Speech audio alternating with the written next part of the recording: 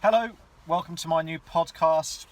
Once a week I'm going to cover local news and angling stuff, and it'll probably a good title will be Fishing Rants. They're only going to be 5 minutes long, and focus on the UK predominantly.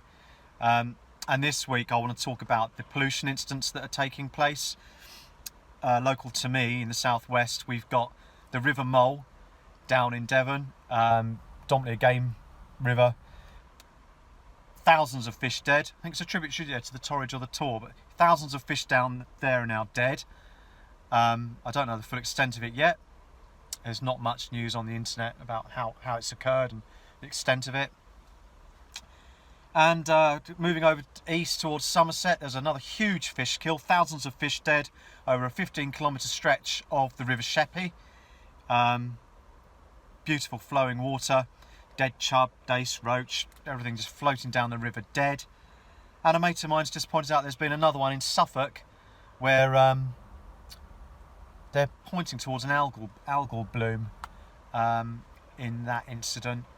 So the mole is probably going to be a farming related incident because the area that it's in, though that's speculative on my part. The Sheppey almost certainly will be. Agricultural spillage or runoff or some sort of pollutant that's escaped from silage, whatever. Sheep dip, something like that.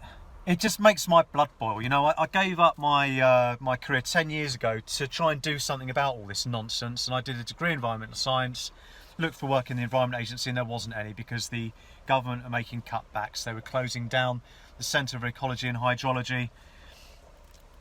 And increasingly, to get a job in that sort of line of work, you need a master's. Jobs were going in-house in the Environment Agency as the government decided to bring Ecology Department in with Fisheries Department and bind them together. So you've got people that specialise in ecology managing fisheries and vice versa. And then, of course, half of them have been stripped away to deal with bloody Brexit.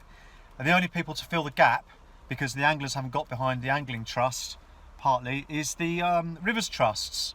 And they're predominantly funded by European funding.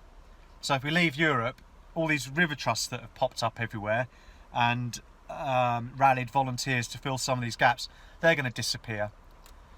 So that's my rant. I think it's a pretty good one, actually.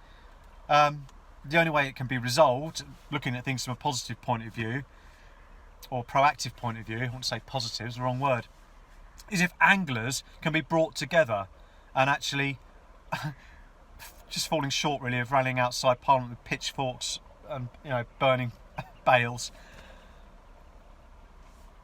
It's the only way things are going to change. Government after government are coming out with this greenwash policy on how they're going to improve the environment, but we're going backwards, rapidly going backwards, because there's no one out there to enforce anything. The big water utility companies, they're getting away with blue murder, some of them at least anyway, the ones that are getting caught. To catch them, the Environment Agency having to spend so much money and so much resources gathering the evidence, then charging them and taking them to court, that often sort of is greater than the fines that they're getting charged. And then there's people like Ofwat overruling some of these charges and reducing them, I think, by tenfold just recently, I read.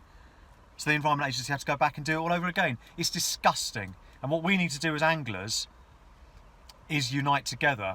And everyone that knows me knows I've had run-ins with the Angling Trust in the past. They're the people that license my coaching, but I fully support them on their conservation efforts. In fact, I support them on pretty much everything. It's history now. The thing is, they have failed to unite anglers, and it's not just them, it's pretty much every angling organisation prior to them, because the people at the top are elitist anglers in a specific field and can't do something to bring in the wider audience of anglers and find the common ground to bring anglers together. I found myself scrolling past a pollution incident on Facebook in my news feed, and that's the first time I've ever done that, and I had to suddenly sort of take a step back and go, hang on, why have I scrolled past it? It's because I'm seeing so many of them now that it's old news. I just think, oh, there's another one, oh, interesting, scroll on. That's not good enough, is it? We need to pull together, and we need to get pens to paper, write to our MPs, and we're much better doing that as a collaborative group. We've got to do it. Whether you love them or loathe them, we need to get behind the Angling Trust. They've got a new person at the top who's an all-rounder, thankfully, and seems to have a background in marketing and communication to get people engaged again. That's my rant. I hope you enjoyed it. I'd love to hear your comments about it, what we can do. Something else I've done recently on that note is joined my local Rivers Trust, Bristol Avon Rivers Trust, to get involved with a riverfly monitoring scheme. I'm really pleased to see that those are now taking place on rivers that aren't just trout dominated.